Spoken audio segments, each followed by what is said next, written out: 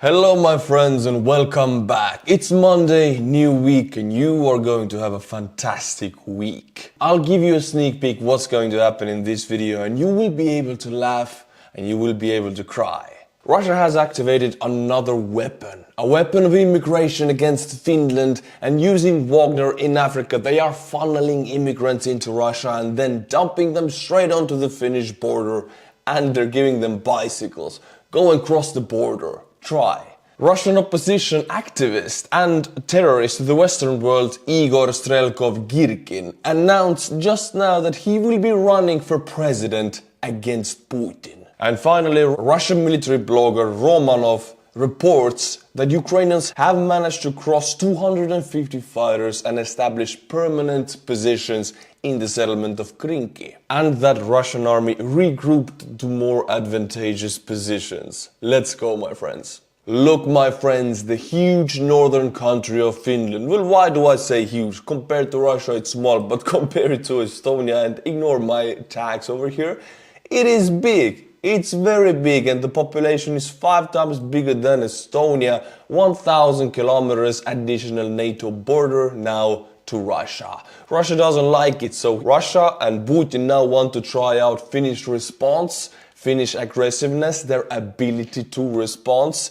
Since winter war, there has been almost a century, so let's try out those Finns. Can they still protect their border? So in this footage and on these photos you can see Russians funneling immigrants to the Finnish border. They're actually giving them bicycles. These bicycles are identical and they're made by the Russian brand Stels. This shows that this operation is funded and orchestrated by the Russian government. And these videos, all of this footage comes from the Niirala border point of Finland. How does the Finnish government react? Well, strongly, swiftly, and without panic, with strong decision. They have deployed military units, army units to the borders to assist the border guards. Finland has gained many points of respect from me for this kind of reaction. No panic, no fear, just a strong and able reaction. Kiitos, my Nordic brothers. And now, my friends, I'll read you a report from a Russian serviceman how Ukrainians are converting their kamikaze drones into mobile mines. This is one of the newer tactics. This war is always changing. Every month we have one new tactic or one new kind of weapon that is being used that has not been used ever in the history of war of mankind. And right now I would say this in the last month or two is kamikaze drones used as mobile mines, mobile traps. I'll read the report. Once again on the tactics of the Ukrainian FPV ambushes. The other day they cut off the technical crew of the Zala UAV. Cut off means knocked out cold. Tracked it down as it was boarding. It's done like this, and here we go, my friends. This is new. I don't think any country or any NATO army ever has adapted to these kind of tactics. Countermeasures against this have not yet been invented. Check it out. 2 Valkyrie drones, one is observing, the other one is a repeater about 5 kilometers away, through which there is a communication with an FPV drone that flies to the ambush site. In this case, the FPV flew on the side of the parked car and stayed almost on the top of the car itself. So just landed on the car, boom, just sitting there, monitoring everything with his camera, and there's another drone up there monitoring surroundings. The other drone sees everything before, so when the people returned, the drone jumped up and exploded. So kamikazes have this thing that usually when they fly they cannot land. They're one-time use things, but not these. There is almost no chance to dodge such an attack because of a very short response time. It is difficult to counter such tactics. We can only recommend not to crowd together, to always move in an extended chain so someone would always remain to help. So the only countermeasure against this is to minimize losses. It's not to avoid losses, but only to minimize it. Approach abandoned equipment, entrances to shelters and other points where you can often visit with caution. The drone will wait where you are sure to return or where you already have been more than once. Use drone detectors. This is a especially horrifying weapon because it's a psychological terror weapon, because on the front lines you still have a place to sleep or you still have some kind of areas where you can go where you're not expecting an attack ever, because you're a human being, you need this kind of safety in your head, otherwise you'll go crazy. Now these drones can wait anywhere, and they're not mines in a way that they cannot move. They are mines that are placed there, and if you're close to it, they will come close to you and explode. Imagine if an anti-tank mine on a field and the Russian BTR stops 2 meters ahead of it and tries to go back because it sees the mine. Well, it wouldn't explode. But in this case, the mine would jump up and attach itself to the BTR and kaboom, demilitarized. This is a completely new tactic, and it's horrifying and it's genius. My friends, this footage I cannot show because I already loaded it to YouTube and it says it's, you know, it's age restricted. So forgive me for blurring this, but in this footage there's just a short clip of 4 men in what looks like to be a trench, but actually it's a pit. It's a punishment pit. We're talking about Russian army punishments. What does the Russian army officer corps do when their subordinates don't carry out orders or refuse to charge, refuse to go on assault operations that have been ordered? They have 2 different tactics how to handle this situation. Holes, pits, and beatings. In this footage we can see a pit. 4 men almost completely naked in a pit, and supposedly they were in that pit for 4 nights in a row before being let out. And when they were let out, they were said, yes, you can go home, but you have to pay us 400,000 rubles. So it is basically extortion, it is mafia tactics, fish rots from the head. So Russia is a huge mafia state, so is the army. It reflects how Putin is, and these soldiers feel it firsthand. Pay if you want to live. These pits have popped up everywhere ever since the Russian morale plummeted last year, and Russian army has been trying to find solutions to it, and they go back to what has worked for them in the past, or what they have used in the Soviet times, in the Turkish wars, and every kind of war they have had. The Russian Empire has used beatings and pits. And this is one of such pits. Russian men are just put in holes, covered with whatever they can to cover these, and just kept there. And it's cold, they don't feed them. I mean, this isn't bad, it's a horrifying punishment. This is one such pits, and you know why this is a good punishment? I mean, it's not good, but why the Russians choose it? Because Russians are lazy. They don't maintain their vehicles, they don't want to maintain their prisoners. They don't want to maintain the process of punishment. If you throw somebody in a pit and you cover it, you don't have to do anything with them. You can do your own things, whatever you want to do, drink and do drugs, what the Russian generals or officers do, and the guys in the pit, they cannot really do anything, and in 4 days they're really on the breaking point. So it requires minimum maintenance and with the maximum effect of breaking the men. So this is why the Russian army chooses such tactics. On the psychological point, for them it makes sense. They also use beatings, and I've seen several videos of Russian officers beating their men, just like in a line, and just boom, boom, boom, everybody. Very brutal. Very primitive, but that's what they use. Now, my friends, I want to give you a little bit of this positive human nature, human aspect. War brings out the worst in people, but it also has the capability to bring out the best in people. So what kind of a channel would I be if I would only show the bad part and the worst? We have an opportunity to also see the best. So in this video, you can see volunteers who evacuated 2 horses from Avdiivka. They came from a farm in Lasechkine that Russians bombed in the spring of 2023. About 300 different animals died there. Most of the horses who survived were evacuated together with the owner, but these 2 stayed behind and wandered the countryside until they were evacuated recently. I'm so glad to see them. In Avdiivka, priorities are definitely the defense of the city itself. Everything goes towards that. So if you see 2 horses, they're not a priority, and still we see footage and reports of Ukrainian soldiers focusing down on rescuing these horses. I mean, this is a difficult task in a frontline settlement. You gotta bring in people who know how to handle horses. You gotta protect them. They might be killed, the soldiers who protect them might be killed because they're targeted by the Russians. It's an additional headache for the defenders, and still they do it. In my eyes, that shows the humanity of the Ukrainian soldiers, shows the compassion, and it shows me that I have chosen the right side. Now, my friends, I'll report you on news about Ukrainian partisan movements, and I don't really see many people reporting about this, only when there's an attack. But actually, they are much more important in making the lives of the Russian occupying forces living hell. Recently, Ukrainian partisans have been infiltrating Russian military bases both in occupied Ukraine and in Russia itself, physically infiltrating the base territory, taking videos and photos there and pulling out again. Now, this doesn't really do any harm to the Russians except the damage to their reputation, and it shows that Russians really cannot guard the borders of their military bases. Since Russia is so big, bases are pretty big, and you know the Russians don't like to maintain anything, including the borders, so it's quite easy to just walk in and out. For example, on these photos, my friends, you can see Crimea.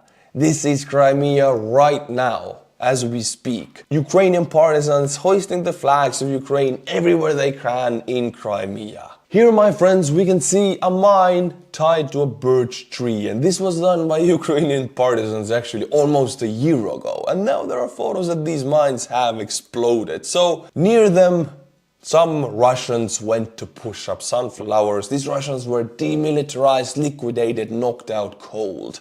These mines were placed close to Russian positions where Russians would never expect any kind of stationary mines to be placed.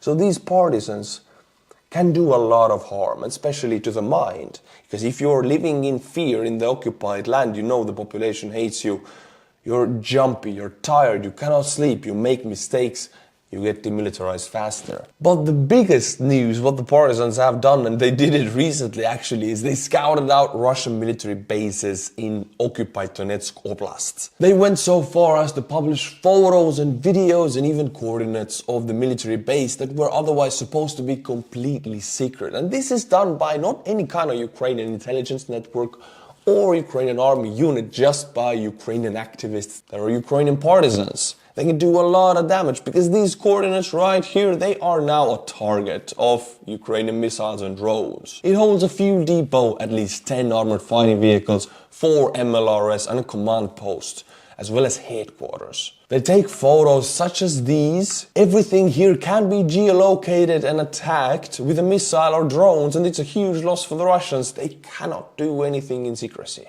And boom, as I talk about it, it is geolocated and it is a target. Of course, now my friends, I'll zoom into Krynky, the settlement where I am expecting the most movement to come out in the next months. Russians have pulled back to more favorable positions, or actually regrouped is the word that they use. And as we can see, also this map shows it, and this map is always about 2 to 3 days behind. The reports are in that Ukrainians are much deeper into this forest, but this map shows that the Ukrainian presence in the settlement of Krynky is expanding, and they are liberating these forested areas also, which are very important because they will lead to the M14 highway, which is the main supply road to this area. Now I'll read you a report from Romanov, a Russian military blogger who is present in that area. The enemy advanced to the west and into the forest in the southwest.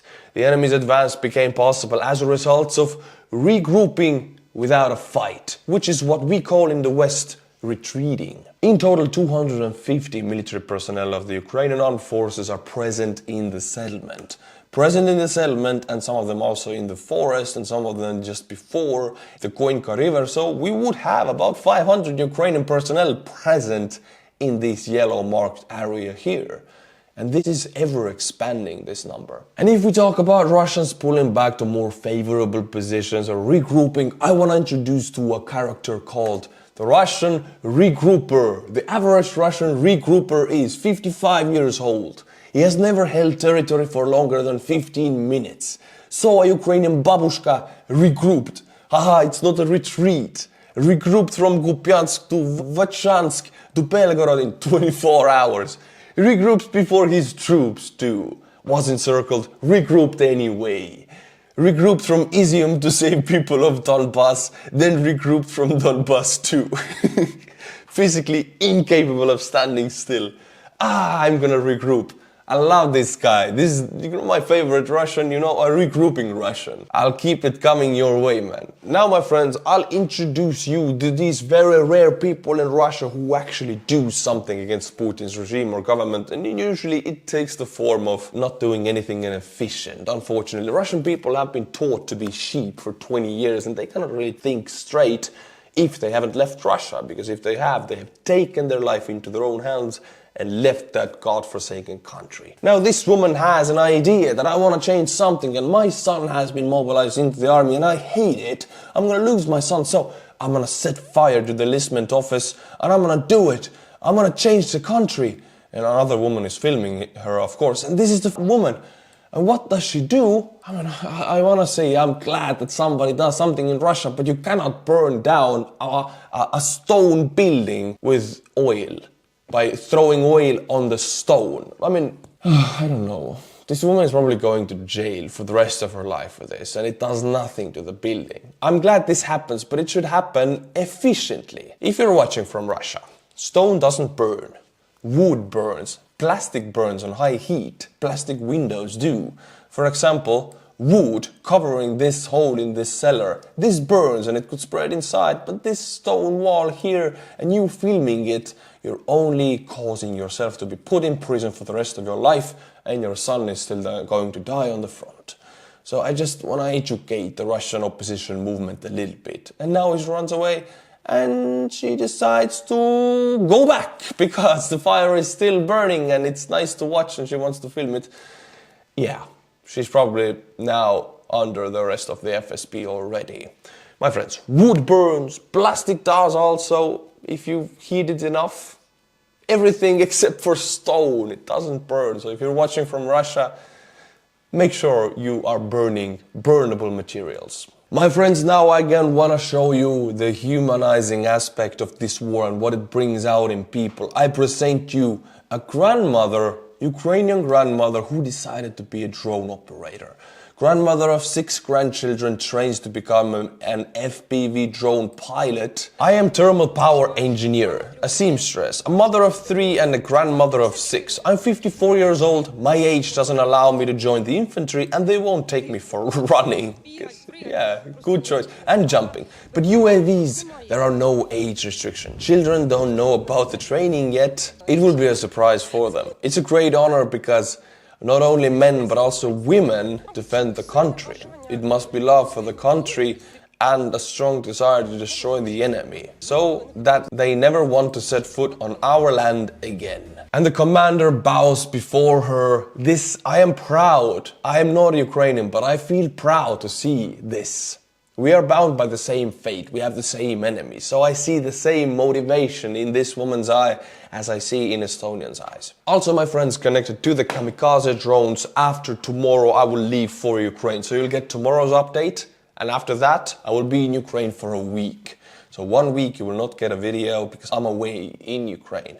I will be delivering the Kamikaze drones that you guys bought in my last fundraiser. You donated 60,000 euros and for that we bought 30 Kamikaze drones and 1 medical truck, medical ambulance vehicle, which we will be donating to Ukrainian Special Forces medical units, and the drones go to Special Forces. So go and follow my Instagram because I will post my whole trip there. The link is in the description below. Everything will be up there so you can keep an eye on what I'm doing there, because for the footage to go to YouTube it will take some time. But you guys made this trip possible. And you guys bought these drones. So if you're watching this channel, you have changed directly the outcome of this war. Now, my friends, my favorite part of the video, which is butchering the Patreon names. And I can do it tomorrow also, but then I'll go to Ukraine and I cannot do it for a week. So today it has to be juicy. Big Red Dog, Kriskel Kourse, Edo Kaluski, Brandon Lima. I remember saying your name 2 or 3 times already. Thank you for coming back, my friend. Stephen Partisans, and we actually talked in Patreon. So if you want to actually talk to me, chat with me, go to Patreon, sign up and write to me. I'll be answering every message in Patreon now. I'll try to do it as often as I can, but I will answer you. And Stephen, I remember talking to you. Thank you, my friends, for supporting the channel and making it possible for me to give you information. And until my next update, which will be tomorrow, stay cool, Slava Ukraini, and bye-bye.